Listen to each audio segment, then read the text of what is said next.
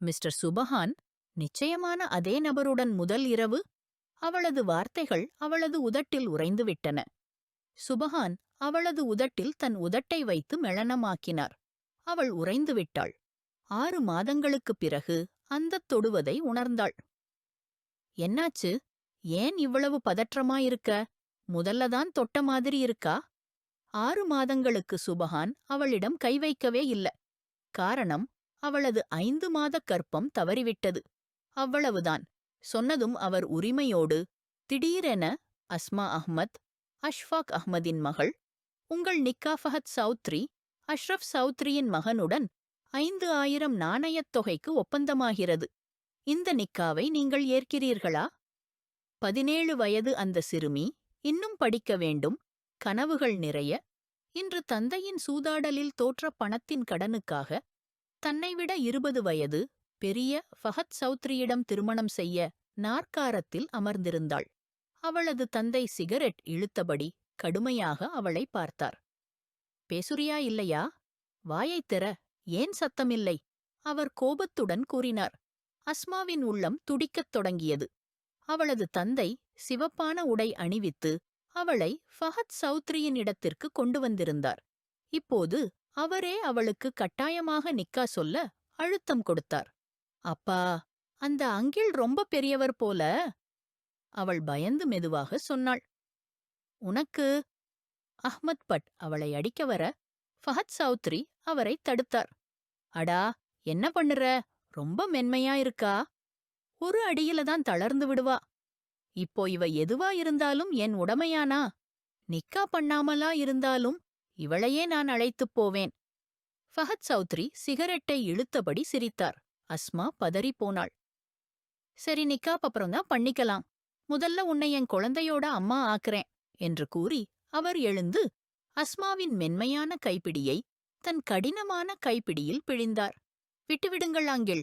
உங்கள் மகளுக்கு வயதானவள்தான் நான். கொஞ்சம் மரியாதை வைங்க. அஸ்மா துடித்தபடி கைப்பிடியை இழுத்தாள். ஆனால் ஃபஹத் சௌத்ரி இன்னும் வலிமையாக பிடித்தார்.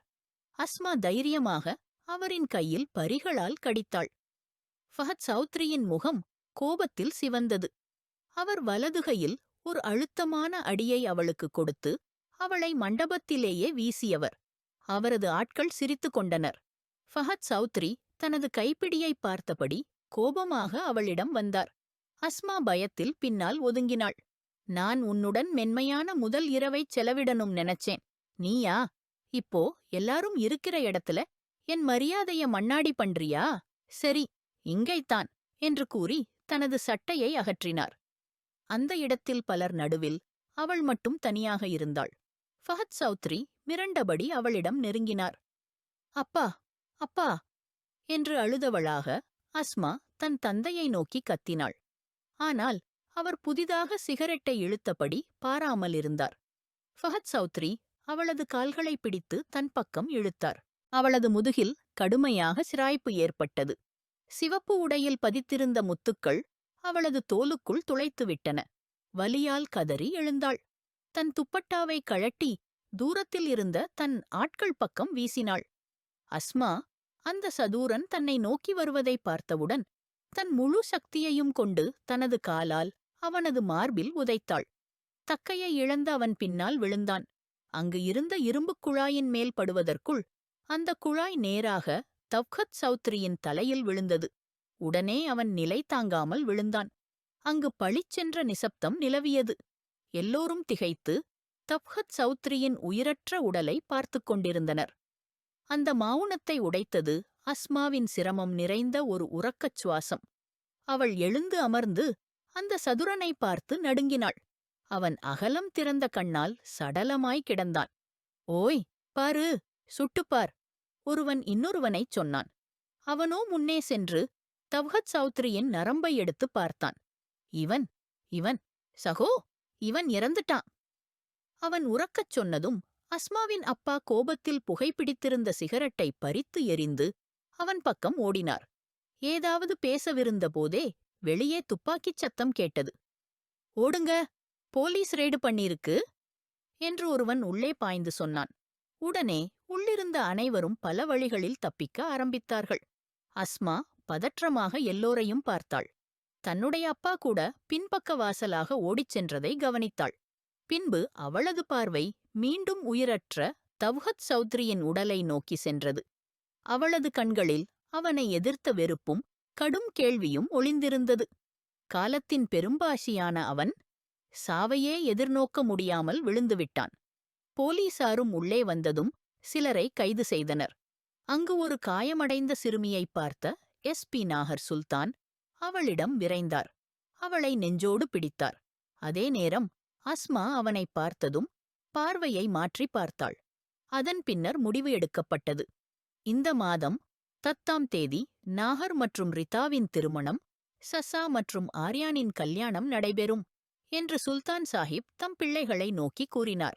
அனைவருடைய முகத்திலும் மகிழ்ச்சி பரவியது. அதிகமாக ரிதா மகிழ்ந்தாள். எனது காதலை எட்டிச்சேன் என்று அவள் மனதிலேயே பறைசத்தம் கேட்டது. சிமா பிகம் அனைவருக்கும் இனிப்பு கொடுத்தார். கலீல் சுல்தானுக்கு 2 பிள்ளைகள், ஜாவித் சுல்தான் மற்றும் ருபினா. இருவரையும் தங்களின் சம வாய்ப்புள்ளவர்களுடன் கல்யாணம் செய்து வைத்திருந்தனர். ஜாவித் மற்றும் சிமா பிகத்தின் மகன் நாகர் தற்போது எஸ்பி பதவியில் இருந்தார். அவனுக்கு 3 ஆண்டுகள் சிறியவளாக சகோதரி சஸ்ஸா இருந்தாள். ருபினாவின் கணவர் யூஸ்ப். அவர்களுக்கு ஆர்யான் மற்றும் ரிதா என 2 பிள்ளைகள். ஆர்யான் நாகருக்கு கூட 1 வயது மூத்தவர். சஸ்ஸா மற்றும் ரிதா ஒரே வயதினர். வீட்டில் கல்யாண தேதி நிர்ணயிக்கப்பட்டதும் அனைவரும் மகிழ்ந்தனர். ஆர்யான் தந்தையின் வியாபாரத்தை நடத்தி வருபவர். தந்தையின் அழைப்பிற்கேற்ப இப்போது மாமாவின் வீட்டிற்கு வந்திருந்தார். பொதுவாக கூட்டங்கள், பார்ட்டிகள் இவருக்கு பிடிக்காதவை. அவர் அமைதியான, மெத்தென்றவர். அனைவருக்கும் விருப்பமானவர். ஆனால் சஸ்ஸா அவரிடம் சிறிது பயம் வந்தவளாகவே இருந்தாள். 1 மாதமாக அவர்களின் திருமணம் முடிந்திருந்தாலும் ஒருவருக்கொருவர் இயல்பாக பழகிக்கொள்ள முடியவில்லை. சஸ்ஸா அவரை நேரில் பார்த்தவுடன் தலையை கீழே வைப்பவளாகவே இருந்தாள். இதற்கே மாறாக ரிதா மிக நம்பிக்கையுடன் மாமாவின் வீட்டில் அனைத்து விஷயங்களிலும் கலந்து கொள்கிறாள். நாகரிடம் கூட சிறிது உரையாட முயற்சிக்கிறாள். ஆனால் நாகர் வீட்டில் அதிக நேரம் இருக்கவே இல்லை. அவருடைய வருகை, புறப்படுதல் எதுவும் சரியான நேரத்துடன் நடைபெறுவதில்லை. இப்போதும் சாயங்காலம் இரவாகிக் கொண்டிருந்தது. ஆனால் நாகர் சுல்தானின் திரும்புவதைப் பற்றி இன்னும் எந்த எதிர்பார்ப்பும் இல்லை. சரினி, சமையலுக்குப் போங்க, நம்ம சிங்கம் இன்று மீண்டும் தாமதம்தான் போலையே என்று கலீல் சாஹிப் கடிகாரத்தை பார்த்தபடி சொன்னார். உடனே ரூபினா மற்றும் சிமாப் இருவரும் சமையலறைக்குச் சென்றனர். ரிதா சாலட் பிளேட்டுகளை அலங்கரிக்கத் தொடங்கினாள். சஸ்ஸா பழ ட்ரைஃப்ளை ஃப்ரிட்ஜில் வைத்துக் கொண்டிருந்தாள். சிமா பிகம் வேலைக்காரியின் மூலம் டைனிங் டேபிளில் பிளேட்டுகள் அமைக்கச் செய்தார். அந்த நேரத்தில் நாகர் வரும் காரின் ஹார்ன் கேட்டது. ஆஹா, அண்ணா வந்துட்டார், சஸ்ஸா மகிழ்ச்சியுடன் கூறி வெளியே ஓடினாள். அதிக அவசரத்தில் எதிர்பாராத விதமாக ஆர்யானை கடுமையாக மோதினாள். ஆர்யான் அவளது இடுப்பில் கை வைத்து அவளை விழாமல் தடுத்தார். ஜாக்கிரதையாக இரு, ஆர்யான் கவலையுடன் கூறினார். சஸ்ஸாவின் இதயம் கண்ணை அடைந்தது. இதுதான் முதல் முறை அவர் என்னைத் தொட்டார், அது கூட எல்லோருக்கும் முன்னிலையில். சஸ்ஸா தடுமாறி பின்னால் நகர்ந்தாள். தலையைத் தாழ்த்தி வெட்கத்தில் இருந்து வெளியே ஓட ஆரம்பித்தாள். அந்த நேரத்தில் வாசலில் வந்த காரிலிருந்து நாகர் தனது சகோதரனுடன் உள்ளே வந்தார். அவருடன் இருந்த சிவப்புச் சால்வார் அணிந்த ஒரு இளம் பெண் சஸ்ஸாவை அதிர்ச்சியுடன் நிறுத்தி வைத்தாள். அங்கு இருந்த அனைவரின் பார்வையும் அந்த பெண்ணை நோக்கி சென்றது. ரிதாவின் பார்வை நாகர் சுல்தான் பிடித்திருந்த அந்த பெண்ணின் கைமேலே இருந்தது. சார், இந்த பெண்ணை என்ன செய்யணும்? இன்ஸ்பெக்டர் காஷிஃப் கேட்டார். நாகர் சுல்தான் அதற்குள் எல்லா காகித வேலையையும் முடித்துக்கொண்டு எழுந்தார். பஹத் சௌத்ரி மறைந்து போனவன். அவனை உயிரோடு அல்லது இறந்த நிலையில் பிடிக்க வேண்டும் என்ற உத்தரவு இருந்தது. இன்று ஒரு இரகசிய தகவலின் அடிப்படையில் அவனது மறைமுகத் தங்குமிடத்தில் ரெய்ட் நடத்தப்பட்டது. பஹத் சௌத்ரி கிடைத்தான், ஆனால் இறந்த நிலையில். அவனது சில ஆட்கள் கைது செய்யப்பட்டனர், சிலர் தப்பினர். அதிகளவில் ஆயுதங்கள் மற்றும் போதைப் பொருட்களும் பறிமுதல் செய்யப்பட்டன. அந்தப் பணிகளில் மூழ்கியிருந்த எஸ்பி நாகர் சுல்தான் வெளியே தூக்கத்தில் இருந்த அந்த பெண்ணை முற்றிலுமாக மறந்துவிட்டார். இன்ஸ்பெக்டர் காஷிஃபின் நினைவூட்டலால் நாகர் தலையை புடைத்தார். ஐயோ, மறந்துட்டேன். அவளை உள்ளே அனுப்பு என்றார். அந்த பெண் மெஷின் போல நடந்தபடியே அலுவலகத்திற்குள் வந்தாள். உன்னோட பேர் என்ன? அந்த இடத்துக்கு எப்படி சென்ற?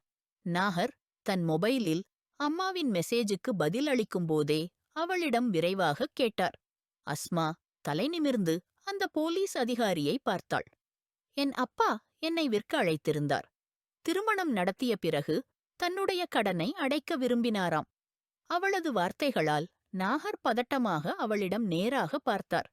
உன் வயசு என்ன? மொபைலை வைக்கிறார். இப்போது அவளை முழுமையாக கவனித்தார். இன்னும் 18 ஆகல. அவள் முழு நம்பிக்கையுடன் பதில் கூறினாள். உன் அப்பா எங்கே இருக்காரு? தப்பிச்சிட்டாரு. இப்போது அவளது குரலில் வெறுப்பு தெரிந்தது. நீ ஏன் தப்பல? நாகர் புரியாமலான பார்வையுடன் கேட்டார்.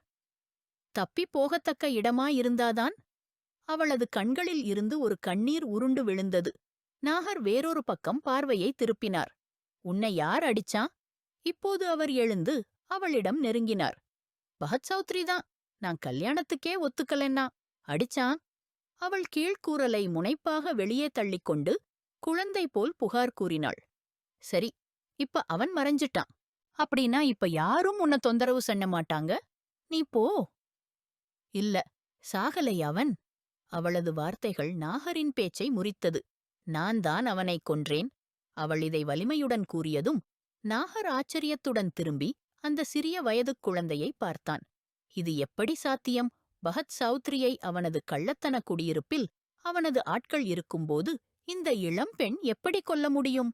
நீ என்ன சொல்ற? நீங்க கேட்டதுதான் சொன்னேன். அவள் இன்னும் முழு நம்பிக்கையுடன் பதிலளித்தாள். எப்படின்னு? நாகரின் குரல் தாழ்ந்தது. அவன் கல்யாணம் இல்லாம என் மேல எல்லாருக்கும் முன்னே கெட்ட வார்த்தை பேச ஆரம்பிச்சான். சோகையில மண்டையையும் பிடிச்சான். சொல்லினான், இன்னைக்கே முதல் இரவுல குழந்தை வேண்டும்னு. அந்த கோபத்துல நான் அவனுக்கு ஒரு காலி அடிச்சேன்.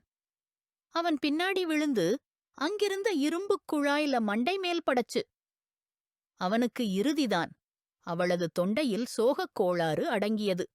அவள் ஒவ்வொரு வார்த்தையையும் முடிக்க முடியாமல் தன்னை கட்டுப்படுத்திக் கொண்டாள். அந்த டேபிளில் இருந்த ஜக்கில் இருந்து தண்ணீர் ஊற்றி குடித்தாள். ஒரே மூச்சில் குடித்துவிட்டாள். அவளது கண்ணீரை துடைத்துக் கொண்டு நாகரை பார்த்தாள். எனக்குத் தெரியும், கொலை செய்தவனுக்கு தூக்குதான். ஆனா நான் பொய் சொல்ல மாட்டேன், இன்ஸ்பெக்டர் அண்ணா. எஸ்பி? நாகர் அவளை திருத்தினான். எஸ்பி நாகர் சுல்தான். ஆம், அதுதான் எஸ்பி அண்ணா. அவள் கண்ணீர் துடைத்துக் கொண்டு கதறிய குரலில் கூறினாள். சரி, உன் பேர் என்ன சொன்ன? நாகர் தன் இருக்கையில் அமர்ந்து கோப்பைத் திறந்து கேட்டான். அஸ்மா.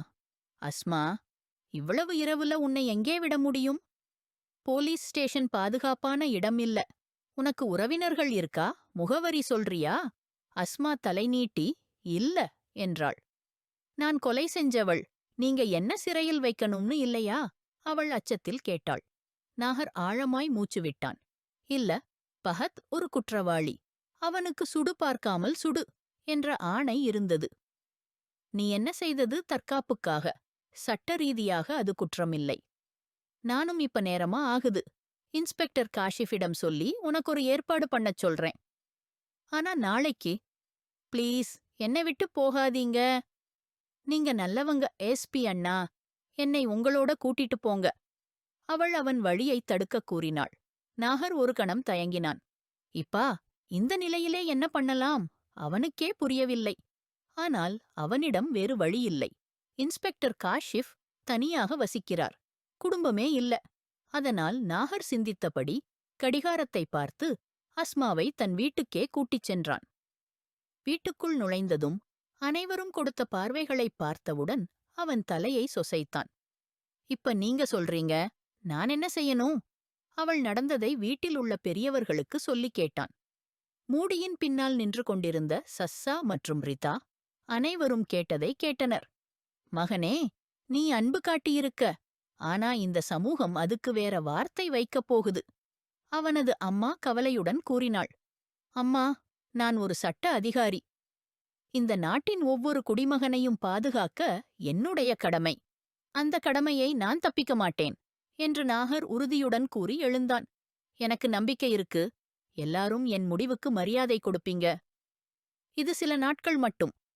கேஸ் கோர்ட்டில் போவதும் போலீஸ் காவலிலும் இருப்பதும் பின்னாடி நீதிமன்றம் தீர்மானிக்கும். ஆனா அதுவரை இவளை... கவலை வேண்டாம் நாகர், இந்த பெண் நம்ம வீட்டில் விருந்தாளி, நாம நல்ல விருந்தோம்பலே பண்ணுவோம் என்று கலீல் சாஹிப் அன்போடு கூறினார். அனைவரும் இதை ஒப்புக்கொண்டனர். ஆனால் ரிதா இதை எதுவாகவே ஒத்துக்கொள்ள முடியவில்லை.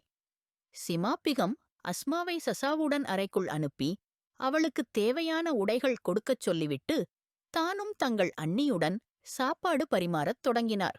ரிதா சசாவைத் தொடர்ந்து அறைக்குள் வந்தாள். உன் பேர் என்னம்மா?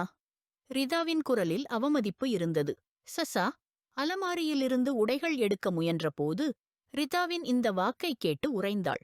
எதிரே இருந்த அந்தப் பெண் ரிதாவை விட 3-4 வருடம் இளம்பெண் போல இருந்தாள். அவளது முகத்தில் சில பிணை மார்க்ஸ் இருந்தாலும் அது அச்சத்தில் நடுங்கும் முகமல்ல. அஸ்மா, அவள் எளிமையாக பதிலளித்தாள். உனக்கு இந்த உலகத்தில யாருமே இல்லையா? அதனால்தானா இங்க வந்திருக்க? ரிதா முகம் சுழித்தபடி இப்போது மீண்டும் கேள்வி கேட்டாள். ரிதா, அவளோட நிலைமை பாரு. இப்பவே இப்படிக் கேள்விகள் கேட்கிறே? பிறகு பேசிக்கொள். முதலில் அவளுக்கு போட்டுக்கொள்ற குளிர்ச்சியான ட்ரெஸ் கொடு. அஸ்மா, இது எடுத்துக்கோ, போய் மாற்றிக்கோ. ஒன்னும் வேண்டியிருந்தா எனக்குச் சொல்றேனே. சஸ்ஸா மென்மையாக அன்போடு கூறினாள். அஸ்மா அவளிடமிருந்து ட்ரெஸ்ஸை எடுத்துக்கொண்டாள். நீயும் உன் அண்ணனும் ரொம்ப நல்லவங்கதானா? யாரோ சதுக்குல போயிட்டு யாரையாவது எடுத்துக்கிட்டு வீட்டுக்கு கூட்டிட்டு வர்றீங்க. வீடு இல்ல, அசரீரிகளுக்கான இல்லம் போல இருக்கு. ரிதாவின் வார்த்தைகள் உண்மையிலேயே அவமதிப்புடன் இருந்தன. அஸ்மா அவளது பின்னால் அந்த வார்த்தைகளை கேட்டாள். ஆனால் அமைதியாகவே இருக்க முடிவு செய்தாள். தற்காலிகமாக இவங்கதான் அவளுடைய ரெஸ்கியூ. அவளுக்கு எங்கும் போகத்தக்க இடமில்லை. என் அண்ணா, என் அப்பாவை போல இருந்த அண்ணா. அந்த பொண்ணு அடிச்சு கொன்னுட்டாளா?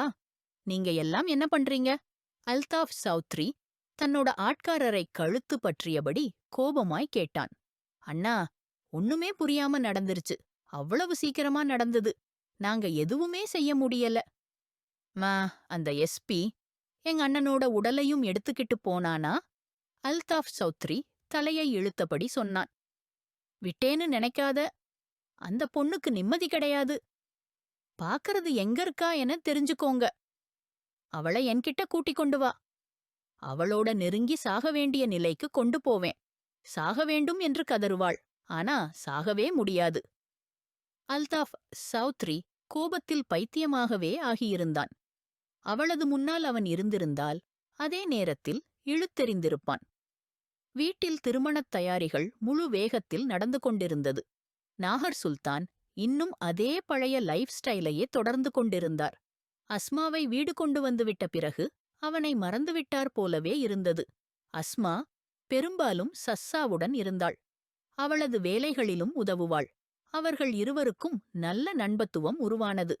சஸ்ஸாவுக்கு அந்த பசும்பொண்ணு ரொம்ப பிடித்திருந்தாள். சிமாபிகம் தேவையான விஷயங்களை மட்டும் மென்மையாகவே பேசுவார்கள். ஆனாலும் இன்று அவள் கவலையுடன் இருந்தாள். ரூபினாவின் கால் வந்திருந்தது. அந்தக் குழந்தையை இங்கிருந்து அனுப்பிவிடுங்க. ரிதாவின் இன்செக்யூரிட்டி யாருக்கும் புதிதல்ல. ஒவ்வொரு 2வது நாளும் வந்து அந்த பசிப்பெண்ணை துயரமாகத் துன்புறுத்துவாள். சிமாப் எல்லாம் சுமப்பதாய் மௌனமாகி விடுவார். ஆனால் அவர் மனதில் ரிதாவின் அச்சக்குரல் மிகுந்த கோபத்தைத் தூண்டியது. அந்த இரவில் நாகர் தனியாக இருந்தபோது சிமாப் அவரை அழைத்துக் கொண்டு அவனது அறைக்குள் வந்தார். மகனே, இப்ப அந்த பொண்ணுக்கு வேற ஏதாவது இடம் ஏற்பாடு பண்ணு. எப்ப வரைக்கும் இங்கேயே வச்சுக்கொப்பா. அவரது குரலில் ஏதோ வித்தியாசம் இருந்தது. நாகர் இது கேட்டு கன்னத்தில் நெரித்து பார்த்தார். உங்களுக்கே யாராவது சொன்னாங்களா? இல்ல, இப்படி நினைக்காதே. ஆனா இப்ப அவளோட பக்கம் வேற வழி தேடணும் போல இருக்கு. சிமாபிகம் பார்வையை தவிர்த்தார். மம்மா, நான் இந்த கேஸை தான் ஒர்க் பண்ணிட்டு இருக்கேன் பல நாட்களா.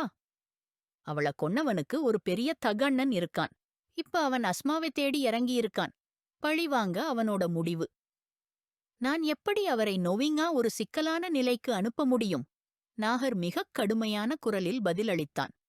மகனே, இன்னும் 2 நாளில் உன் கல்யாணம். இப்பவே உனக்கு லீவ் எடுத்துக்கோ. சிமாபிகம் சொந்தமாக கலையை மாற்றினார். யாரும் இல்ல. எதுக்கு இந்த கல்யாண பேச்சை இப்ப என் மேல ஏத்துறீங்க? நாகர் முகத்தை சுண்டிக்காட்டினார். அதுதான் முக்கியம் மகனே. ரிதா தெரியுமா, எவ்வளவு எக்ஸைட்டடா இருக்கா இங்கே வந்துக்கணும்னு? அவளுக்கு தெரியுமா ஏன் இவ்வளவு தூக்கமில்லைன்னு? பாலின் வாசனையா அவளை இங்க இழுத்து கொண்டு வருது. அது என்ன சின்னை தெரியலையே. அதைவிட ஒண்ணும் இல்ல, நான் வெறும் சொல்லிட்டேன். இப்பவாது லீவ் எடுத்துக்கோ. சிமா பிகம் மனமில் ஏதோ மறைத்தபடி சற்று பதற்றமாக எழுந்து சென்றார். இது என்ன பால் பற்றிப் பேசிக் கொண்டிருக்கிறார்கள் என்றே நாகர் குழம்பிப் போனான். ஆனால் தலை ஆட்டியவாறே எழுந்து சமையலறைக்குச் சென்றான்.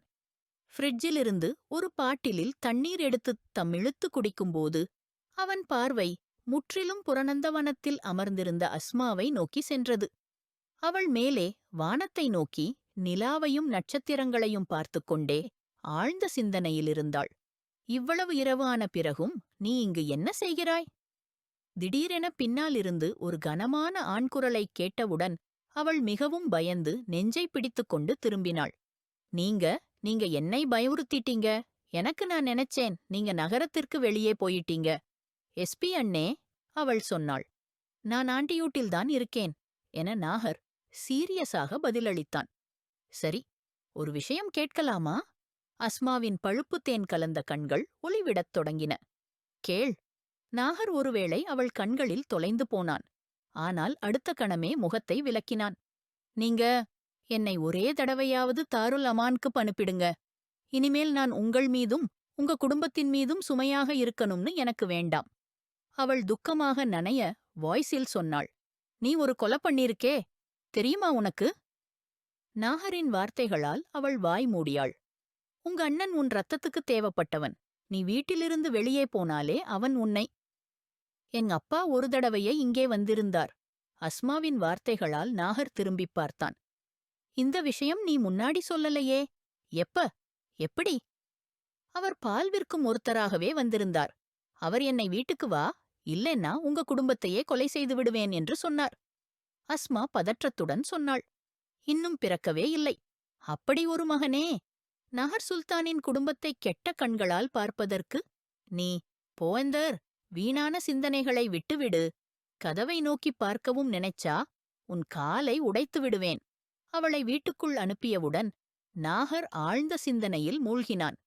இப்போ அவர் வீட்டின் பாதுகாப்பை அதிகமாக்க வேண்டிய நிலைமை வந்துவிட்டது. ஏய் நானோ, நீங்க வந்ததாலே வீடு சந்தோஷமாயிருக்கு. எங்களுக்கே ரொம்ப சந்தோஷம். ஷசா அன்புடன் தன் நாணியின் கழுத்தில் கைகளை வட்டமாகப் போட்டாள். அடா, என் குழந்தைகளின் கல்யாணம்னு இருந்துச்சே, எப்படி வராம இருக்க முடியும்? என்னோட ஆரியனும் ஷசாவும். கடவுளே, உங்க ஜோடி பத்திரமா வைக்கட்டும். ஆமாம் நானோ, நாகர் அண்ணாவுக்கும் கல்யாணம் நடக்குது. ஹா, அவனுக்கு யாருடா கல்யாணம் நடக்குது? சீமா எனக்குச் சொல்லலையே. சீமா பீகம் ஆழமாய் மூச்சு விட்டதும் ஷசாவை ஓரமாக நோக்கினாள். அம்மா, அதான் திடீர்னு நாகர் அண்ணாவுக்கு நிச்சயித்ததாலே உடனே முடிச்சிட்டோம். ஆனா பொண்ணு யாரு தெரியணுமே. அவர்கள் தட்டிக் கேட்டே விட்டார்கள். அஸ்ஸலாமு அலைகும். திடீரென அஸ்மா வந்தவுடன் அனைவரின் பார்வையும் அவள் மீது சென்றது. இதுதான் அந்த பொண்ணா? ஆனா இவள் கொஞ்சம் சின்னதா இல்லா? இல்ல நானோ, இது அஸ்மாதான். இவள் இங்க ஒரு விருந்தாளி. அண்ணனோட கல்யாணமதானு. ஷசா, எழுந்திரு. சமையலறைக்குப் போ. அங்கே நிறைய வேலை இருக்கு. சீமாப் அவளை அனுப்பிவிட்டாள். அம்மா, நீங்கையும் இப்போதே கேள்வி பதில்னு ஆரம்பிச்சிட்டீங்க. இப்போதுதான் வந்தீங்க. போதும், நாம உள்ள போய் ஓய்வெடுக்கலாம். சீமா பீகம் தன்னோட அம்மாவை உள்ளே அழைத்துச் சென்றாள். இன்றுதான் நாகர் சுல்தானும் ரிதாவும் திருமணம் செய்யப் போறார்கள். அதே சமயத்தில் ஷசாவுடைய கல்யாணமும். ஒரே மண்டபம், கடுமையான பாதுகாப்பு. நாகர் மற்றும் ரிதா மேடையில் அழைத்து வரப்பட்டனர். அவர்களுக்குள் ஓர் ஜாலியாலான திரை இருந்தது. ஒரு பக்கம் பெண்கள், மறுபுறம் ஆண்கள். அஸ்மாவும் இன்று அழகாக அலங்கரித்திருந்தாள். அவள் விருப்பத்துடன் மெஹந்தி போட்டுக் கொண்டிருந்தாள். ஷசா அவளுக்கு பூக்கள் அணிவித்திருந்தாள். ரிதா யூசுப் சுல்தான், உங்களுடைய நிக்காஹ் நாகர் சுல்தான் வலத் ஜாவித் சுல்தானுடன் 10 லட்சம் சொத்துடன் நிச்சயிக்கப்பட்டுள்ளது. உங்களுக்கு இந்த நிகாஹ் ஒப்புக்கொள்ளுமா? ஒரு நிமிஷம், இது என்ன சொல்லறீங்க? சிடதான் சைதா பேகம் திடீரென்று ஒரு நோட்டீஸ் கூறியதும், எல்லோருடைய பார்வையும் அவர் மீது நிலைத்தது. என்னாச்சு அம்மா? ஜாவித் சுல்தான் ஆச்சரியத்துடன் கேட்டார். அங்கேயே சீமா பீகத்தின் உள்ளம் துடிக்கத் தொடங்கியது. இவர்களின் நிகாஹ் எப்படி நடக்க முடியும்? முடியாது, சைதா பேகம் தலையசைத்துக் கூறினார். ஏன் முடியாது? ஏன் முடியாது? சொல்லுங்க. திடீரென்று ரிதா குரலை உயர்த்தினாள். முடியாது அப்படின்னா முடியாதுதான். அட சீமா, நீ சொல்லலையா இத? என்ன சொல்லணுமா அம்மாஜி? இந்த முறை ஜாவித் சாபும் சீரியஸாக மாறி தன்னுடைய மனைவியை கடந்து பார்த்தார். அட இந்த ரிதா, நாகரின் பால் சகோதரி என்னவென்று கேட்கும்போது அது நானோவால் எல்லோர் மீதும் வீசப்பட்ட ஒரு அணுகுண்டே ஆகிவிட்டது. நீங்க என்ன சொல்றீங்க? கலங்கிவிட்டார் கலீல் சாபும். ஓயோ, சிமாப் நினைவில்லையா? அப்போது ரிதாடே 2 வயதிலிருந்தா. அவளது அம்மா வேறொரு வேலைக்காகப் போனபோது இவளை உன் கையிலே விட்டுப் போனார். அப்போ இவள் ரொம்ப அழுதாங்க. எதுவும் குடிக்கல. அப்போ நீயே அவளுக்கு பால் கொடுத்த. நானோ அவளுக்கு நினைவூட்டவே. சீமா பீகத்தின் கண்களில் கண்ணீர் கசியத் தொடங்கியது. அந்த உண்மையை மறக்க இயலாத ஒன்று. அவர் திரும்பி தன் நந்தைக்குப் பார்த்தார். அவர் தலையசைத்தார். காலம் கைவிட்டுப் போனது. அவர்களின் சொந்தக் கருத்தால் அந்த உண்மை மறைக்கப்பட்டது. ஏனெனில் அவர்களின் மகள் ரிதா நாகருக்கு விருப்பம் வைத்திருந்தாள். மணம் முடிக்க விரும்பினாள். ஆனால் இப்போது எல்லா உண்மைகளும் வெளிச்சத்துக்கு வந்துவிட்டன. எல்லா பெரியவர்களும் ஒன்றாகக் கூடி ஆலோசிக்க ஆரம்பித்தனர். மௌலவி சாபும் நிகாஹ் வாசிக்க மறுத்துவிட்டார். நாகருக்கு ஒன்றும் புரியவில்லை. இதெல்லாம் என்ன நடக்குது? திடீரென்று ஒரு பெரிய திருப்பம். அந்த நேரத்தில் எல்லோரும் ஒரே முடிவுக்கு வந்தனர். நாகருக்கும் ரிதாவிற்கும் நிகாஹ் நடக்கவே கூடாது. ரிதாவின் மாமி உடனே தங்களுடைய மகனின் பெயரை முன்வைத்தார்கள். அவர் ரிதாவை மணம் முடிக்க விரும்புகிறாராம். இவ்வாறு ஒரு கணத்தில் எல்லாம் மாறிப்போனது. ரிதா பயங்கரமாக கதறினாள். ஆனால் தந்தை முன் அவளது வார்த்தைகள் பலனளிக்கவில்லை. நாகர் சுல்தான் மேடையிலிருந்து இறங்கிவிட்டார். ரிதா அழுதபடியே பிரைடல் ரூமுக்குள் ஓடி சென்றாள். எல்லோரும் அவளுக்குப் பின்னால் ஓடினார்கள். அந்த நேரம் இப்படி இருக்கிறதுனா அப்போ ஷசாவோட அண்ணனுடைய நிகாஹும் நிறுத்துங்க. அவளும் பசங்கிட்டே அக்காதான் இல்லா என்ற புதுக்கிளைச் சலனத்தை எழுப்பினாள் ரிதா. அட பொண்ணு, நீ பால் சகோதரிதாண்டா. அவங்கல்ல. பால் உறவு என்பது ஒரே பெண்ணின் பாலை ஒரு குழந்தை குடித்தால் அந்த பெண் தனது பிள்ளைகளுக்கே அக்கா அண்ணன் தங்கையோட்டே தம்பியாக இருக்கிறார். ஆனால் பாலை குடிக்காத மற்ற பிள்ளைகள் அவர்களுக்கு கஜின்ஸ்தான். நாகரும் ஷசாவும் பால் உறவினர்கள் இல்லை. அதனால் அவர்களுக்கு கல்யாணம் நடக்கலாம். ஆனால் ரிதா பால் உறவாக இருப்பதால் நாகருடன் நிகாஹ் முடியாது. ஐயையோ யூசுப், உங்க பொண்ண கொஞ்சம் படிக்க வைத்திருந்தா அவளுக்கு இப்படி ஒரு புரிதல் இருந்திருக்கும் என நானோ வெளியில் கோபத்துடன் சொன்னதும் ரிதா வெறித்துப் போனாள். நேராகச் சொல்லலாமே, நீங்க எல்லாம் ஒரு பிளான் போட்டீங்க, நாகரையும் என்னையும் பிரிக்க. அதற்காக நாங்க ஏன் அப்படி செய்யணும்? நானோ கோபமாக கேட்டார். ஏனெனில் நாகருடைய நிகாஹ் இந்த பொண்ணோட நடக்கணும். அவளேதான் ஓடி வந்திருக்கே உங்க பேரனுக்காக. அதனால என்னையெல்லாம் வழியில இருந்து அப்படியே தள்ளிவிட்டீங்க. ஆனா நானும் ஒருத்தி, நான் எல்லோரையும் சொல்ல வர்றேன், எவரையும் மன்னிக்க மாட்டேன். நீங்க எல்லாம் சேர்ந்து என் மனச உடைச்சிட்டீங்க. சொந்தமாக நான் நம்பின என் மம்மா, நீங்கதான் எனக்கு இப்படி ஒரு இடத்தில் உயிரைக் கொன்றது போல. ரிதா, இனி உயிரில்லை, ஒரு சடலம் மட்டுமே நீங்கள் பிரயாணம் செய்யறீங்க. ரிதா எக்காலமாக அழுது கொண்டு வெளியே வந்தாள். அப்போதான் அவள் அஸ்மாவோடு மோதி அவளை வலுவாக தள்ளி வைத்து முன்னே சென்றாள். அங்கேயே நின்றிருந்த சீமா பீகம், ரூபினா பீகம், கலீல் சாப், யூசுப் சாப், ஜாவித் சாப் மற்றும் ஷசா, ஆரியன், நாகர் எல்லோரும் மௌனமாக விழித்துக் கொண்டிருந்தார்கள். நீங்க எல்லாம் என் பெண்ணை காயப்படுத்தினீங்க, யூசுப் சாப் வேதனையுடன் சொன்னார். வெளியே நடந்துவிட்டார். ஆரியனும் ஒரு ஆழ்ந்த மூச்சுடன் தந்தையுடன் வெளியே சென்றார். என் மகளின் மனதை உடைத்ததுக்காக என்ன கிடைச்சு உங்களுக்கு? அவள் அழுதபடி ரொம்பவே மனமுடைந்த நிலையில் வெளியேறி சென்றாள். அவளது கண்களில் ஒரு கண்ணீரும் வரவே கூடாது என்று எண்ணிய நாம் இப்போது அவளை நம்மாலே அழவைக்க நேரிட்டது. ரூபினா பீகம் துக்கமாக தந்தையை பார்த்து வெளியே நடந்துவிட்டார். அட, இவர்கள் எல்லாம் பைத்தியம் பிடிச்சவங்களா என்ன? இஸ்லாமே மறந்துட்டாங்களா? இப்படி ஆழமில்லாத பேச்சுக்கள் பேசுறாங்க. நானோ வருத்தமுடன் தலையாட்டினார். அவர்கள் அனைவரும் வீட்டுக்குள் பேசிக் கொண்டிருந்த போது அகன்ற வெளியில் ஒரு கூச்சலுடன் ஓசை எழுந்தது. அனைவரும் அச்சமையுடன் வெளியே ஓடினார்கள். வெளியே சென்றபோது ரிதா தரையில் விழுந்து லேசந்து கிடந்தாள். பெரிய பரபரப்பே ஏற்பட்டிருந்தது. முன்னே வந்து ஆரியன் தன் சகோதரியை தூக்கத் தயாராக இருந்தான். ஆனால் அவளது உயிரற்ற உடம்பை பார்த்தவுடனே அவனது உடல் முழுவதும் உறைந்துவிட்டது போல் உணர்ந்தான். அவனும் தரையில் விழுந்தான். ஐயோ, என் பெண்ண கொண்டுட்டாங்க! ரூபினா பீகம் இரைச்சலுடன் அழ ஆரம்பித்து விட்டார். நாகர் முன்வந்து ரிதாவின் நரம்பைத் தொட்டார். அது ஓய்ந்துவிட்டது. ஆனால் திடீரென்று அவள் எப்படி விழுந்து இறந்து விட்டாள்? எந்த காயமும் இல்லை, எந்த கத்தும் இல்லை, இரத்தமும் இல்லை. அப்படியென்றால் அவள் இறந்தது எப்படி? அது ஒரு மர்மமாய் மாறிவிட்டது. நாகர் அருகில் மெலிந்து வீழ்ந்திருந்த ஆரியனை பார்த்தார். மறுபுறம் கண்களில் கண்ணீர் வாட்டமாக நிறைந்த அந்த மாப்பிள்ளை ஆடையில் நின்ற அஸ்மாவை பார்த்தார். முழு திருமண மண்டபமே ஒரு குழப்பமாகி எழுந்தது. ரிதா இறந்துவிட்டாள். ஆனால் எப்படித் தெரியவில்லை. நாகர் மண்டபத்தின் அனைத்து பாதுகாப்பு கேமராக்களும் சோதிக்க வைத்தார். ஆனால் எதுவுமே கிடைக்கவில்லை. ரிதா நடந்து கொண்டே வந்து திடீரென்று தலையை பிடித்தவாறே கீழே விழுந்துவிட்டாள். அதற்குப் பிறகு அவள் இறந்துவிட்டாள். இது எப்படி சாத்தியமாக முடியும்? நாகர் கண்ட்ரோல் ரூமிலிருந்து வெளியே வந்தான். மிகவும் பதற்றமடைந்திருந்தான். ஆரியன் சுல்தான் தன் குடும்பத்துடன் தங்கையை தன் மடியில் தூக்கிக் கொண்டு மண்டப வாசலை நோக்கி நகர்ந்தான்.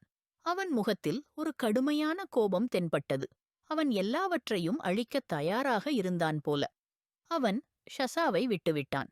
அவனைத் தொடர்ந்து யாரும் அவளை கவனிக்கவே இல்லை. நாகர் தன் குடும்பத்துடன் அங்கேயே நின்றுவிட்டான். ஷசா தன் அம்மாவை கட்டிப்பிடித்துக் கொண்டு அழுதாள். அங்கே யாருடைய கண்களும் வறண்டதாக இல்லை. அனைவரும் அழுது கொண்டிருந்தனர். இன்று ரிதாவை பிரிந்துவிட்டு 7வது நாள் முடிந்துவிட்டது. முழு வீட்டில் ஒரு துக்கத்தின் சாயல் பரவியது. ஷசா தன் அம்மாவுடன் வந்து முழு நாளும் இருந்துவிட்டு மாலை வீட்டுக்குச் சென்று விடுவாள். அந்த குடும்பத்துடன் அனைவரும் ஒதுக்கப்பட்டது போலவே இருந்தது. அஸ்மா ஒருமுறை கூட அந்த வீட்டுக்குப் போக முடியவில்லை. யாரும் அவளை அனுமதிக்கவில்லை. ஷசா மற்றும் சீமாவும் அவளுடன் பேசுவதை குறைத்துவிட்டார்கள். அஸ்மா முழு நாளும் தனது அறையில் மட்டுமே இருந்தாள். அந்த இரவில் திடீரென அவளது ஜன்னலில் ஒருவன் தட்டியவன். அவள் பயந்தவாறே எழுந்தாள். மறைமறையாக அந்த சத்தம் மீண்டும் மீண்டும். அவள் உண்மையாகவே பதறிவிட்டாள். துடிக்கும் நெஞ்சுடன் ஜன்னலை திறந்தாள். அந்த நபர் ஒரு சிறு காகிதம் வீசிவிட்டு ஓடிவிட்டான். அஸ்மா விரைவில் ஜன்னலை மூடினாள். காகிதத்தை எடுத்து வாசித்தாள்.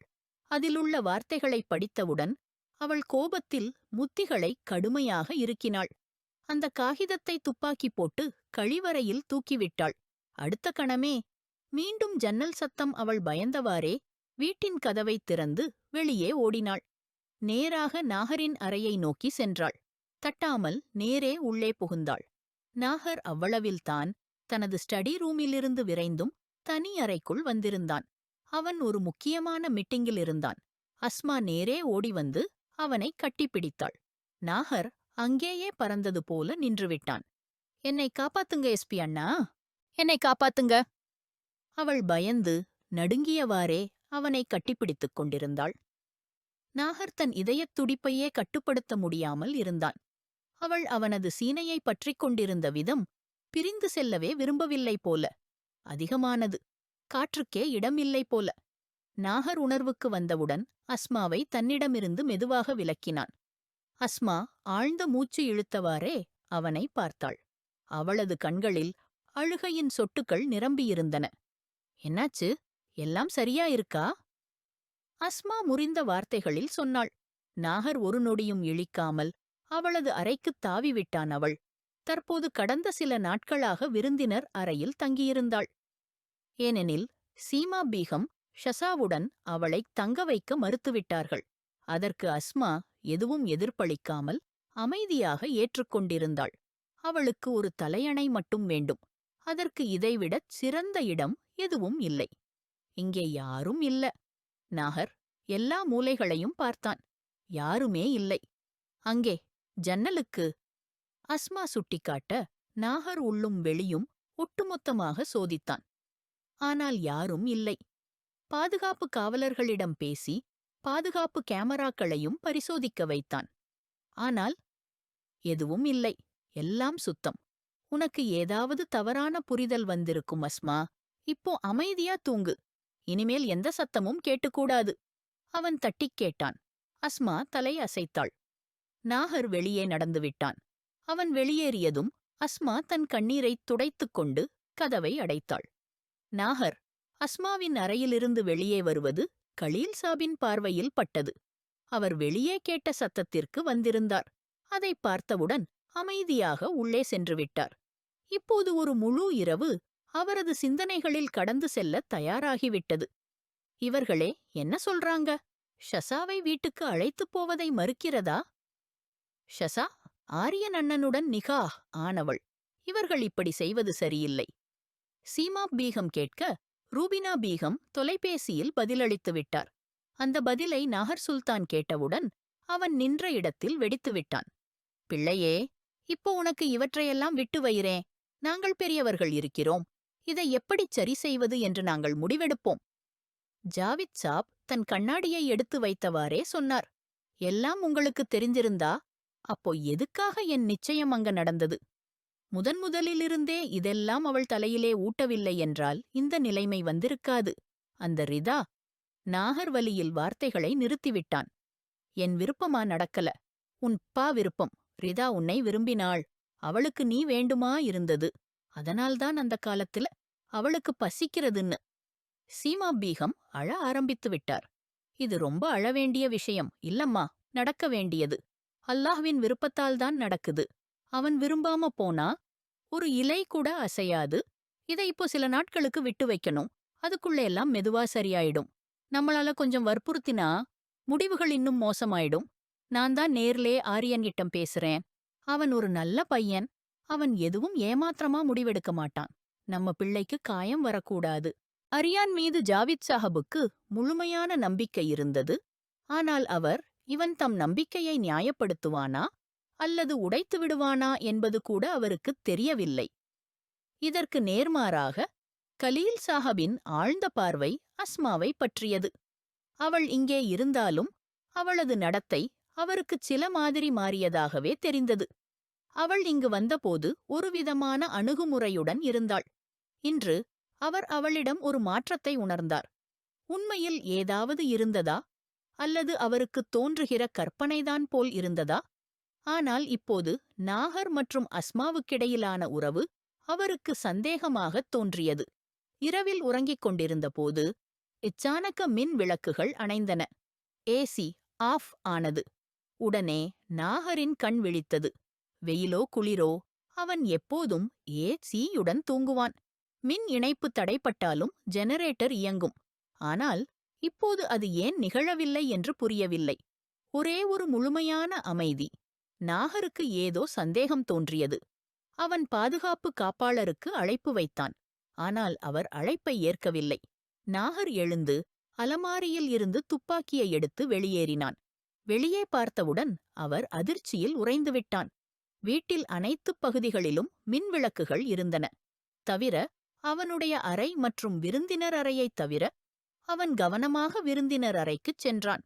அங்கே அஸ்மா இருந்தாள். அவளுக்கு ஏதாவது நேர்ந்ததா? அவன் விரைந்து சென்று கதவைத் திறந்து உள்ளே நுழைந்தான். ஆனால் உள்ளே யாரும் இல்லை. நாகர் மொபைலின் டார்ச் கொண்டு அறையைச் சுற்றிப் பார்த்தான். ஆனால் அஸ்மா எங்கும் தெரிக்கவில்லை. அவன் திரும்பப் போன போதுதான் ஒரு பக்கத்திலிருந்து வந்த அஸ்மா தடுமாறி அவன் மீது விழுந்தாள். ஏன் இப்படி செய்தாய் என்னிடம்? நான் உன்னை அண்ணனாகவே பார்த்தேன். இருள் நிரம்பிய இரவில் நீ ஏன் இப்படி? திறந்த வாக்கியங்களை பேசிக்கொண்டே அவள் அவனது கைகளில் மயங்கினாள். அந்த தருணத்திலேயே அறையின் விளக்குகள் ஒளிர்ந்தன. வீட்டின் மற்றவர்கள் அங்கு கூடிவிட்டார்கள். நாகரின் கைகளில் மயங்கி தவித்துக் கொண்டிருந்த அஸ்மாவை பார்த்து அனைவரும் அதிர்ச்சியடைந்தனர். ஜாவித் சாஹப் முன்வந்து அவனை ஒரு பலமான அடி குத்தினார். அம்மாவும் முகத்தை திருப்பிக் கொண்டார். தாத்தா ஜான் வாய்மடக்கி வருத்தத்துடன் நாகரை பார்த்தார். சஸ்ஸா இதை பார்த்தவுடன் அமைதியாக பின்வாங்கி வெளியே சென்றாள். அப்பா, அம்மா, தயவு செய்து இது எல்லாம். நாகர் பேச முடியவில்லை. எப்போதும் தான் ஒரு எஸ்பி என்று சொல்லிக் கொள்பவன், பெரிய பெரிய வழக்குகளை நிமிடங்களில் தீர்த்து வைப்பவன், இன்று தன் முன் ஒரு பெரிய வழக்கில்தான் சிக்கிக் கொண்டிருந்தான். அஸ்மா அவன் கரங்களில் மயக்கமாகவும் சீர்குலைந்த உடையுடன் இருந்தாள். அவளது நிலையை பார்த்தால் அவளுடன் வன்முறை நடந்தது போல் தெரிந்தது. இதற்கு மறுநாளிலேயே உறுதியான பதிலும் வந்தது. அஸ்மா அழுது கொண்டு தன்னுக்கான நீதியை கோரினாள். அப்போது தாத்தாஜான், நாகர் மற்றும் அஸ்மாவுக்கிடையே நிகாஹ் நடத்த முடிவு செய்தார். நாகர் முற்றிலும் அமைதியாக இருந்தான். அவன் நிகாஹை நிராகரிக்கவில்லை, மாறாக மகிழ்ச்சியுடன் ஏற்றுக்கொண்டான். வீட்டிலுள்ள அனைவரும் அவன் மீது கோபமாக இருந்தனர். அவருக்கு இந்த மாதிரியான செயலைக் கொண்டு யாரும் எதிர்பார்ப்பில்லை. இந்த செய்தி அரியான் வீட்டினருக்கும் சென்றடைந்தது. அவர்கள் மிகுந்த கோபத்தில் இருந்தனர். எவ்வளவு பேராசையாக இருக்க முடியும்? என் பெண்ணின் கல்லறையின் மண்ணே இன்னும் உலரவில்லை. ஆனால் இவர்களோ தங்கள் மகனுக்கு திருமணம் நடத்திவிட்டார்கள். ரிதா சொன்னதெல்லாம் உண்மைதான். இவர்கள் ஆரம்பத்திலிருந்தே நல்லவர்களல்ல. இது எல்லாம் பாசத்துக்குப் பேரில் நடந்த நாடகம்தான். நாகர் அந்தப் பெண்ணை முன்பே விரும்பினான். பாசம் என்கிற பெயரில் இந்த நாடகம் எல்லாம். யாருக்குத் தெரியும், ரிதாவுக்கு அவர்கள் உண்மையிலேயே பாலை கொடுத்தார்களா இல்லையா? அம்மாவையும் கூட்டி வைத்திருப்பார்கள். என் மகளைக் கொன்றது இவர்கள்தான். அவர்கள் தமரைப் போல அழுது கொண்டிருந்தார்கள். யூசுப் சாஹபின் கண்களில் கண்ணீர் ததும்பியது. அரியான் மட்டும் ஒரு ஆழ்ந்த அமைதியில், யாருக்கும் புரியாத எண்ணங்களிலிருந்து வெளியே வராமலேயே இருந்தான். அவனது மனதும் மூளையும் என்னவென்று யாருக்கும் புரியவில்லை. நகர் போலீஸ் ஸ்டேஷனில் இருந்து இரவு தேரையில்தான் திரும்பினான். நிகாஹ் பிறகு அவன் ஒரு நிமிடம் கூட வீட்டில் தங்கவில்லை. எல்லாரின் சந்தேகமடைந்த பார்வைகளை எதிர்கொள்ள முடியாமல் தற்காலிகமாக ஒதுங்கியிருந்தான். அனைவரும் தூங்கிவிட்டார்கள் என்று எண்ணியவாறே வீடு வந்தான். முற்றத்தில் நடந்து செல்லும்போது தாதாஜான் அவனை எதிர்கொண்டார். அவருக்காகவே காத்திருந்தது போல். அவருடைய வார்த்தைகளை அவன் அமைதியாய் கேட்டு, நம்ப முடியாத பார்வையுடன் தன் அறையை நோக்கி நடந்தான். அறைக்குள் நுழைந்ததும் மந்தமான வெளிச்சத்தில் படுக்கையில் அமைதியாக உறங்கிக் கொண்டிருந்த அஸ்மா அவனது பார்வையில் பட்டாள். அவளது முகத்தில் மழலை இருந்தது. ஆனால் நாகரின் எண்ணங்களில் அவள் ஒரு வெகு ஆழமான அபாயம் போல இருந்தாள். இவள் வெளியில் மெல்லிய மலர் மாதிரி இருந்தாலும் உள்ளில் ஒரு பாம்பா? அவன் நெருங்கி சென்று அவளது முகத்தை பார்த்தான். ஒரு கணம் அவளது முகத்தை மெதுவாகத் தொட்டான். அவனது விரல்கள் மெதுவாக அவளது கழுத்தை நோக்கி நகர்ந்தன. அதே சமயம் அஸ்மா கண்விழித்து அவனை பார்த்தாள். நாகர், என்ன என்ன பண்டறீங்க?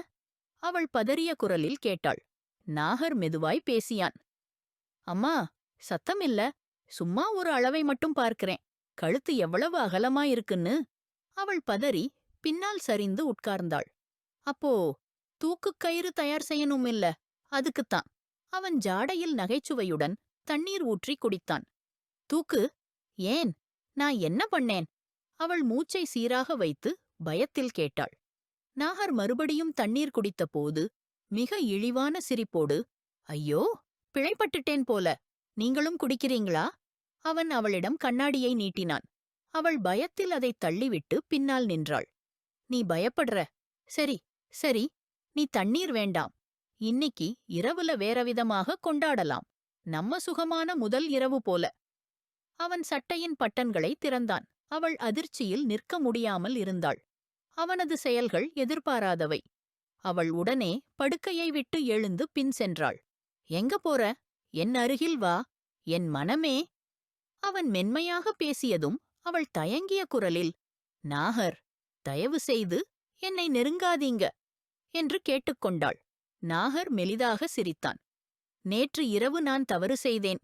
இன்று நீயே பயந்து கொண்டு மற்றவர்களுக்கு சொன்னதாலே இப்போது என் மீது அனைவரும் நம்பிக்கையை இழந்துவிட்டார்கள்.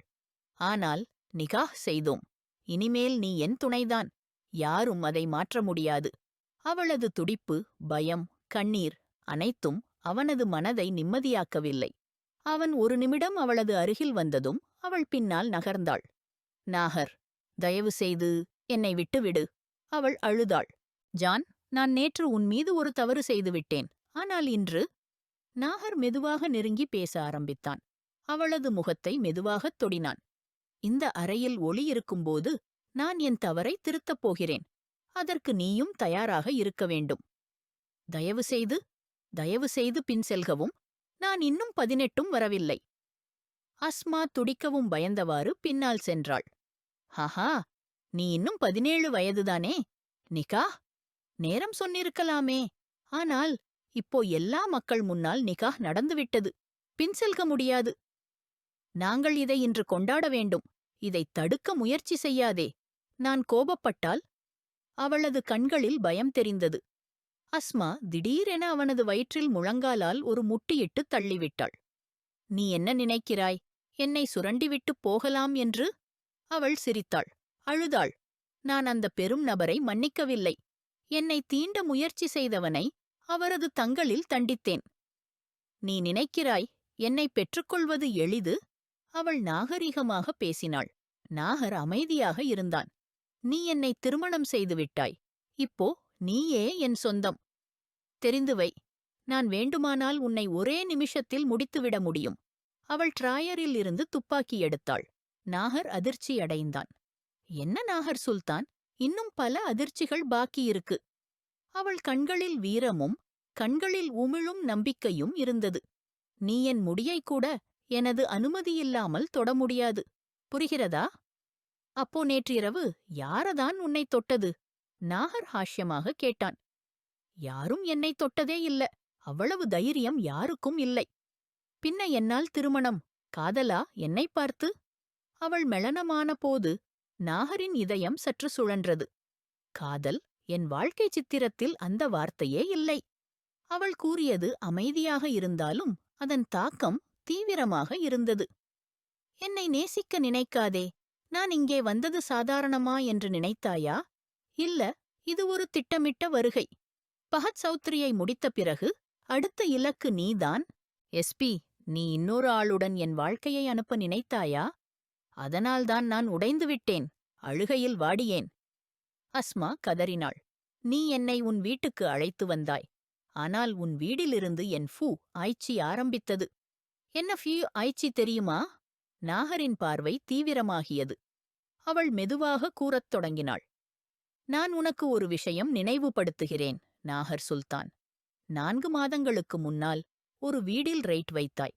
அங்கே ஏதுமில்லை என்று நினைத்து நீ அந்த வீடையே வெடிக்க வைத்தாய். அவள் கண்ணீர் மிகுந்த குரலில் கூறினாள். நாகரின் மனதுக்குள் ஏதோ அசைதது. அவளது வார்த்தைகள் தொடர்ந்தன. அந்த வீட்டில் என் இரட்டையர் சகோதரி அஸ்வா இருந்தாள். ஒரு நொடியிலே நீ அவளது வாழ்க்கையை அழித்து விட்டாய். அவள் ஒரு பாவமில்லாத குட்டி. ஆனால் நீ ஒரு இரக்கமற்றவன். அவள் உயிரிழந்த நாளிலிருந்து என் உள்ளம் எரிந்து கொண்டிருந்தது. நான் உன்னை அழிக்க வருகிறேன். உன்னையும் உன் குடும்பத்தையும். நாகர் அமைதியாக கேட்டான். பின்னென்னது? ரிதா இல்லையெனில்? ஆம், ரிதா என் திட்டத்தை மாறச் செய்தாள். இல்லையெனில் எல்லோரும் இன்றைக்கு உயிரில் இருக்க மாட்டார்கள். நீ ரிதாவிடம் என்ன செய்தாய்? நாகர் நெருக்கமாகக் கேட்டான். அவள் என்னை சந்தேகித்தாள். என் உண்மையைக் கண்டுகொண்டாள். நானும் ஏமாற்றமின்றி ஒரு சிறிய ஊசி விஷம் பூசியது. அவளது தோளில் அது பாய்ந்தது. ஏன் ஏன் அவ்வாறு செய்தாய்? நாகர் துடிக்க அவளிடம் நெருங்கினான். அவள் மீண்டும் துப்பாக்கியை உயர்த்தினாள். அவள் என் முகமூடியை அகற்றப் போகிறவள். அதைத் தவிர்த்தேன். இப்போது அவள் இறைவனிடம்தான் சொல்கிறாள். நீ இந்தச் செயல்களுக்குப் பின்னால் திருமணம் செய்தாய். ஏனோ? நாகரின் கண்களில் கேள்வியிருந்தது. அவள் சிரித்தாள். நீ குடித்த தண்ணீர் சுத்தமானது. ஆனால் உன் குடும்பத்தினர் யாருக்குத் தெரியுமா? நாகர் எழுந்து வெளியே செல்ல விரைந்தான். அவள் வழியடைத்தாள். இல்ல, இன்னைக்கு இல்ல.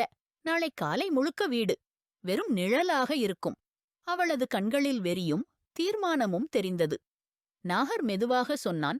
உன் சகோதரி உயிருடன் இருக்கிறாள். அஸ்மா அச்சத்தில் உறைந்தாள். என்ன? என் அஸ்வா உயிரோடு? ஆம், அந்த வீடு வெடிக்க வேண்டும் என்பது ஆணைதான். ஆனால் எல்லோரும் வெளியேற்றப்பட்டார்கள். உன் சகோதரியும் போலீஸ் காவலில்தான். அவள் அழுதாள். அவளுக்கு என் அப்பா மிகுந்த வன்முறையினை செய்தார். அவள் அவசரமாக உயிர் காக்க வேண்டும். நாகர் எதிர்பாராத விதமாக அவளிடம் இருந்து துப்பாக்கியை பிடித்து அவளது நெற்றியில் வைத்தான். அவள் மிகவும் பயந்தாள். தயவு செய்து ஒரு முறையாவது என் சகோதரியை காணவிடு. பிறகு என்னை தண்டிக்கலாம். நாகர் மெதுவாக பேசினான். உனது வயது 19 வருடம் 3 மாதம் 8 நாட்கள் அல்லவா? அஸ்வா போன்றவள் என் வீட்டில் உன் விருப்பத்தால் அல்ல, என் திட்டத்தால் வந்தாள். நீ சொன்னாய், தூதுக்காரனாக என் அப்பா வந்தார் என்று. ஆனால் அந்த அப்பா இப்போது சிறையில் இருக்கிறார். அவருடைய துணையுடன் நீ பொய் சொன்னாய். நான் உண்மையை நம்பினேன். உன் இலக்கு தெரிந்து கொள்ளவே உன்னை விட்டேன். ஆனால் நீ ஒருவருடைய சகோதரியை வாங்கிக் கொண்டாய். ரிதாவை. அவள் அழுதாள். மன்னித்து விடுங்கள். ஆய்ச்சியின் வெறியால் நான் கண்ணை மூடிக்கொண்டேன். என் உணர்வுகளால் தவறான பாதையில் சென்றேன். எனக்கு தண்டனை தரலாம். ஆனால் என் சகோதரியை ஒருமுறை காணவிடுங்கள். நீ உன் சகோதரியை இழந்துவிட்டாய். இப்போது நீதிமன்றமும் எதிர்பார்க்கிறது. ரிதாவின் கொலைக்காக நான் உன்னை கைது செய்கிறேன். அஸ்மா பட். நாகர் சொல்லிக்கொண்டே கையகப்பட்டியை போட்டான். நான் எங்கும் ஓடப்போவதில்லை. எஸ்.பி. ஒவ்வொரு தண்டனைக்கும் தயார். ஆனால் தயவு செய்து என்னை அஸ்வாவை ஒருமுறை காணவிடுங்கள். அவள் கண்ணீருடன் சொன்னாள். சிறையில் அடைக்க விரும்புகிறீர்களா? சரி. சுட விரும்புகிறீர்களா? சுடுங்கள். ஆனால் என் இரட்டையர் சகோதரியை ஒருமுறை காணவிடுங்கள். அவள் கையகப்பட்டியுடன் கண்ணீர் மல்க நின்றாள். நாகர் திடீரென அவளை அருகே இழுத்தான். அஸ்மாவின் இதயம் திடுக்கிட்டது. முதலில் உன்னுடன் இந்த இரவை அமைதியாக கழிக்க விரும்புகிறேன். நாளை காலைதான் உன் தண்டனையை முடிவு செய்வேன். அவன் அவளது காதோடு நெருங்கிச் சொன்னான். நீ என்னிடம் திருமணம் செய்துவிட்டாய். ஆனால் இப்போது என்னை ஏமாற்றியிருக்கிறாய். ஆனால் திருமணத்துடன் உறவுகள் உருவாகின்றன. இப்போது நேரம் அது பூர்த்தி செய்ய வேண்டிய தருணம். அவள் தடுமாறினாள். கண்ணீர் வழிந்தாள். நாகர், என் குடும்பத்துடன் நான் ஏமாற்றம் செய்தேன்.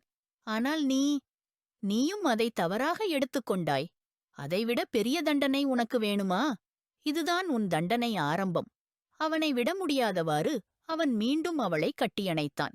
அவள் மனம் உடைந்து கதறினாள். எஸ்.பி. தயவு செய்து என் சகோதரியை எனக்கு காணவிடுங்கள். நாகர் அமைதியாக பாத்ரூமுக்குள் சென்றுவிட்டான். அவள் வலியால் உடல் நெருக்கத்தில் நடுக்கமடைந்தாள். தப்பிக்க முயன்றும் முடியவில்லை. வீட்டில் அனைவரும் உண்மையை தெரிந்து கொண்டனர். அஸ்மா அமைதியாக அமர்ந்திருந்தாள். அரியான் அவரது குடும்பத்துடன் வந்திருந்தான். உனது இதயம் கலங்கவில்லையா? என் மகளை இழக்க வைத்திருக்கிறாய். எதற்காக இந்த ஆய்ச்சி? ரூபினா பீகம் கண்ணீருடன் கேட்டார். இவர்கள் அனைவரும் அவளை வெறுப்புடனும் அவமதிப்புடனும் பார்த்து கொண்டிருந்தார்கள். நாங்கள் உன்னை இந்த வீட்டில் பாதுகாப்பாக வைத்தோம். எங்கள் மகள்களைப் போல உனக்கு பேணி பார்த்தோம். ஆனால் நீ அந்த செல்ஃப்ட வீட்டின் மகள் மீதே தாக்கம் செய்தாயா? சீமா பிகம் வலி கொண்ட குரலில் சொன்னார்கள். எனக்கே தெரியும்.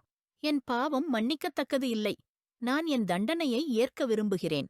நீங்கள் என்னை எப்படியும் தண்டிக்கலாம். அவள் தலையை குனித்து கண்ணீரை அடக்கிக் கொண்டு பேசினாள். ஒரு கணம் அங்கே அமைதியே நிலவியது. உனக்குத் தண்டனையா? அதை பண்ணப்போறது நான்தான் எனச் சடன்லி வந்த ரிதாவின் குரலால் எல்லோரும் அதிர்ந்து போனார்கள். அனைவரும் விழிகளை பெரிதாக மாற்றி அவளை பார்த்தனர். ஆனால் ஆர்யான் மற்றும் நாகர் தவிர.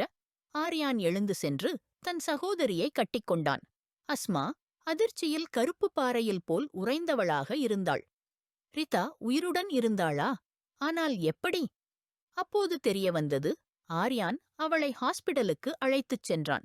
அங்கேயே தெரிய வந்தது அவளுக்கு விஷம் கொடுக்கப்பட்டது என்று. ஆனால் சமயத்தில் மருத்துவமனைக்கு கொண்டு போனதால் அவள் உயிருடன் தப்பிக்க முடிந்தது. ஆனால் அவளது மூளை இயங்காமல் இருந்தது. ஒரு வாரம் அவள் கோமாவில் இருந்தாள். அனைத்து உறவினர்களிடமும் கூறப்பட்டது. அவளது சடலத்திற்கு போலீஸ் போஸ்ட் மார்ட்டம் செய்ததாக.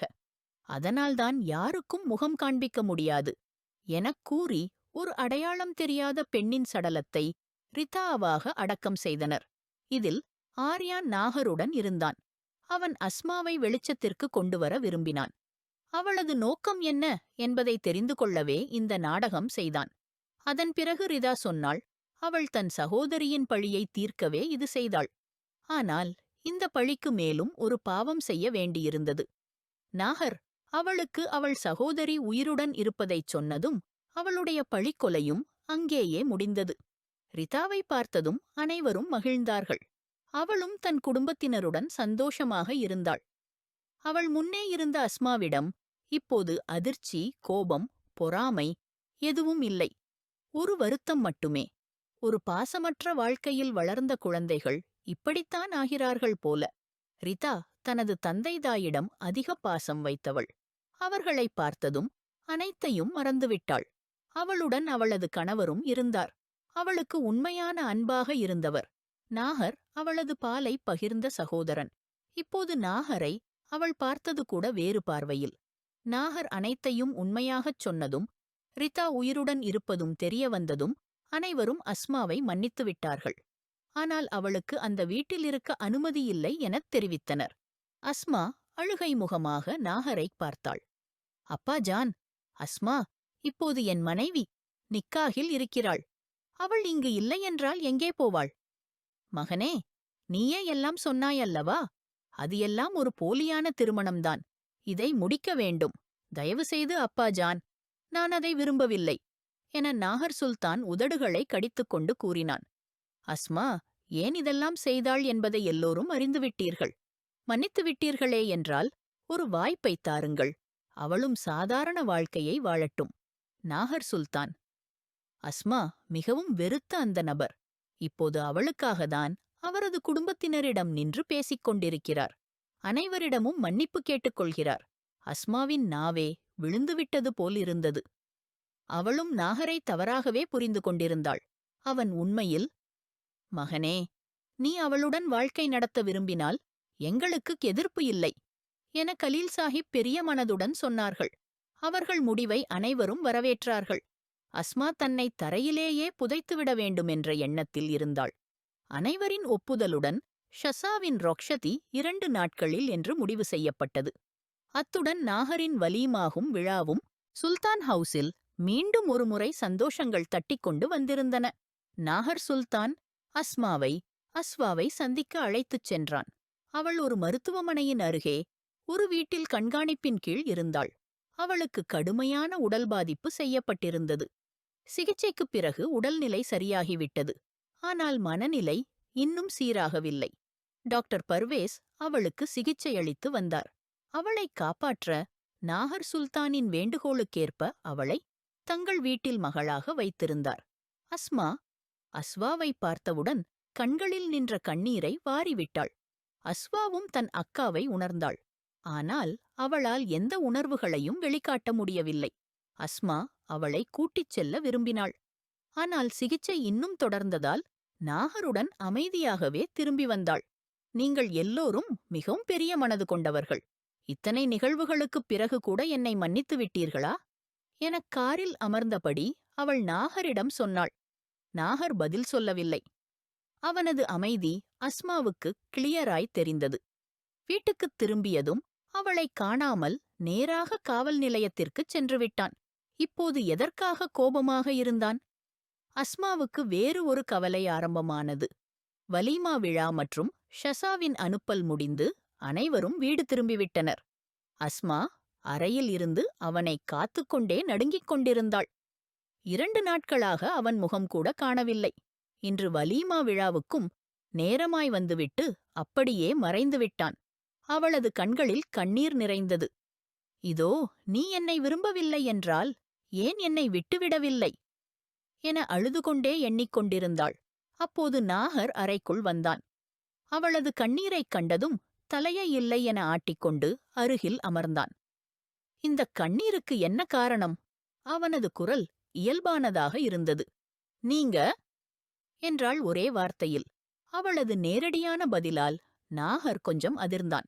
நான் இன்னும் உனக்கு கண்ணீர் தரத்தக்கது எதுவும் செய்யவில்லையே. அவனது கருத்துள்ளமான வார்த்தைகளால் துலுக்கத்தில் இருந்த அஸ்மாவின் முகம் சிவந்து போனது. உங்களது புறக்கணிப்பு பற்றி பேசினேன். எல்லோரிடமும் என்னை மன்னிக்கச் சொல்லிவிட்டீர்கள். ஆனால் நீங்களே என்னை இன்னும் மன்னிக்கவில்லை என அவள் தலையை தாழ்த்தி சொன்னாள். உனக்கு என்ன வேண்டுமா? மன்னிப்பா? இல்லையென்றால் அன்பா?